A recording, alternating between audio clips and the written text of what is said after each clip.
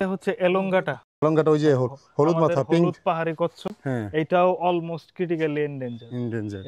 এটাও আমাদের এই এই বেল্টেই পাওয়া যায়।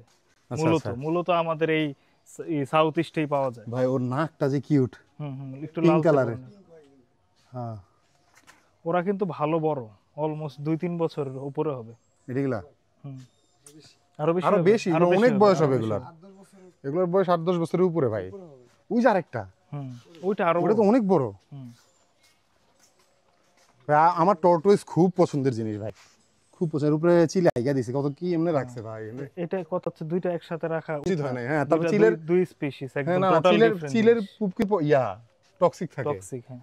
আর ওর এমনও হইতে পারে ওর উপরের শেলটা নষ্ট হয়ে যেতে পারে। এই যে সরি ম্যান, অসহায়।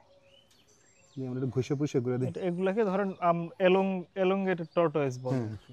হলুদ হলুদ হলুদ কচ্ছপ, পাহাড়ি কচ্ছপ। হলুদ পাহাড়ি কচ্ছপ, এটার নাম আমরা খুঁজে বের করছি। আমরা মূলত শঙ্খচিল আর ভুবনচিলটাই বেশি দেখি, এগুলো খুব বেশি একটা এখন দেখা দেখতে যায় চিলের মতোই, কিন্তু ইগল এটা। এটা হলো grey headed fish eagle, fish eagle, right. মানে মাছ খায় প্রধান। প্রচুর মাছ খায় লেকের পাড়াটারে যদি ভাই কপাল আরেকটা ভালো জোস থাকে। জিনিস দেখছি, এদিকে আসেন। এগুলো আমি রিলিজ করছি অনেকগুলা বড় করে।